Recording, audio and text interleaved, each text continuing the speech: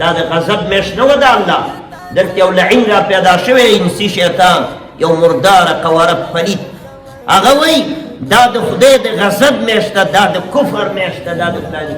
دا څه چټېر دی مسلمانانو د پاره رمضان د تباهۍ میاشت ده دا د دوی د کفر میاشت ده نو نن سبا چې مسلمان دې ته د رحمتونو او برکتونو میاشت وایي دا کمعقل دی دا ناپوهه دی دا جاهل دی دا د الله تعالی د غولولو کوشش کوي دا څه حمارګلې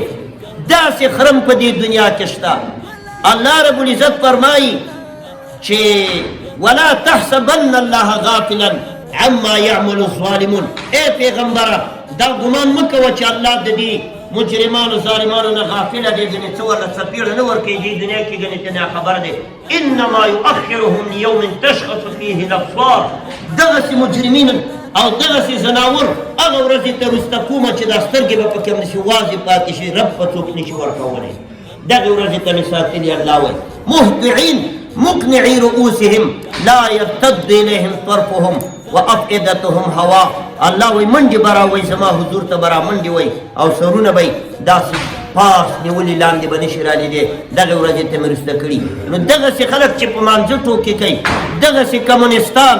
دغسې ملحدین دغسې مفسدین دغسې دیموکراسان دغسې ناولي چې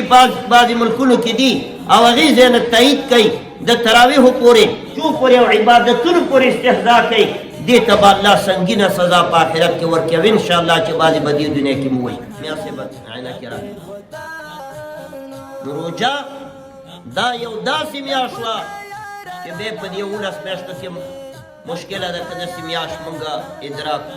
و الله کریم نه دا سوال کوو چې راتلونکي کاله پورې مونږ او تاسو ټول ورته په خیر او عافیت ډېر ژوندي ورسوي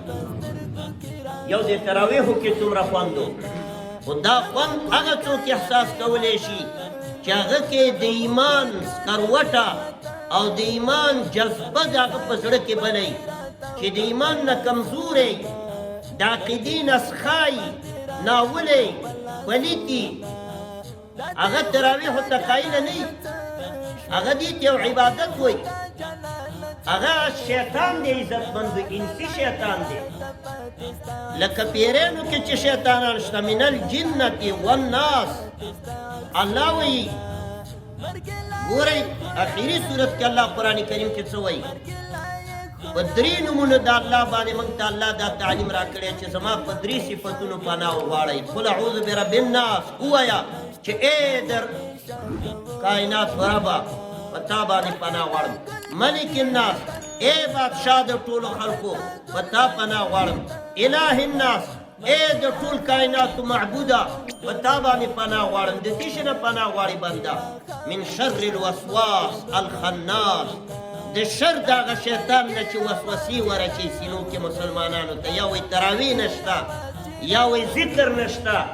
یا وایي تلاوت چې څوک په ترجمه نه پوهېږي تلاوت پیدا نه لري دا الوسواس دا وسوسې اچوي الخناس خو تختې پټېږي څوک چې ورته د الله ذکر وایي د رسول الله حدیث وایي پټ شي شاته الخناس په شا پټېږي الذي يوسوس في صدور الناس چې وسوسې اچوي په سینو د خلکو کې ته به وایې چې وسوسې خو شیطان اچوي هغه جني شیطان چې نه ښکاري الله وایي نه من الجنة والناس په پیرانو کې هم شته او په دغه انسانانو کې هم شیطان شته په دې عامو انسانانو کې شیطانان شته که دغه شیطانان دي چې عبادت ته قایله نه دي چې مسلمان د عبادت نه وباسي د مسلمان جذبه سړی د مسلمان ایمان او غیرت چې دی راټیټوي درجې راټیټوي دا هغه شیطان دی په انسانانو عزتمندو تراویح دا یو عبادتو دا سجدي وي الله ته ما سکل ډېرو مواقعو باندې دا خبره واضحه که په ډېرو ختمونو کې ما شرکت وکړو الحمدلله د دورې تفسیر په ختمونو کې نور ولسوالیانو ته هم پکې زه لاړم آخري درې صورته به یې پرېښي وو بیا به علماو ترجمه ختمه کړې وه الحمدلله ما به هغه تشریح کړ او د رمضان مبارک د تراویحو په ختم کې ما ډېرو ځایونو کې شرکت وکړلو او دا خبره ما وکړله ورته چې ای مسلمانانو په تراویحو باندې خوشحاله شي او د الله شکر پرې وباسه ووایه چې الحمدلله منګ او تاسې الله رب العزت ته په طول د یوې میاشتې کې څو رکاته تراویح وکړه 600 رکاته تراویح مو وکړه 600 رکاته او په هر رکعت کې مو الله ته 2 سجدې ایښي نو 1200 سجدې الله ته مونږ کېښودې چې دې نه الله انسي شیطانان محرومه څوک چې تراویحو ته قایله نه دي الله دې نه محرومه که داسې راولي الله داسې پلید خپل کور کې نه پرېږدي چې راوولي دا هغه خلک نه کوم چې مریضان دي او نه دي راغلي دا هغه چې ورته قایله نه دي او فیسبوک باندې وایي چې تراویح هېڅ حیثیت نه لري دغه مردار الله ځان ته نه ودروي دا انسی شیطان الله نه غواړي چې ځان ته ودرې داسې پلید سړی پاک سړی الله ځان ته ودرې الله په عبادت سره کوم سړی ځان ته ودرې دغسې پاکان ځان ته ودرې دا پاکان په تراویحو کې تراویح الله ته سجده ده رسول الله صلی الله علیه وسلم ته یو صحابي راغی نیمه شپه وه او د تهجد اوبه ورته راوړې پیغمبر علیه السلام مبارک ورته وفرمیل چې تا خو ډېر حساس وخت کې ما ته خدمت وړاندې کړلو چې په نیمه شپه دې ما ته د تهجد اوبه راوړي بچیه وایه څه غواړې چې الله دې درته وغواړم سل وغواړه هغه ورته اسألک مرافقة فی الجنة غالبا دغسې الفاظ دي یا رسول الله هیڅ نه غواړم دا غواړم چې جنت کې ستا سره ملګری شم چې جنت کې یا رسول الله مبارکه تا سره ملګری شم الله دې موږ ته هم دا مقام راکړي دې نه بله لوړه درجه کېدی شي یاد ساتئ کومو احادیثو یو تشریح درته کوم کومو احادیثو مبارکو کې چې راغلي چې پلانې به نبی علیه السلام سره جنت کې ملګری یا دې صحابي ورته ویل چې تا سره ملګری یم یا نبی علیه السلام ویلي چې ما سره به څوک ملګري د هغې ملګرتوب څه مطلب دی دا نه دی چې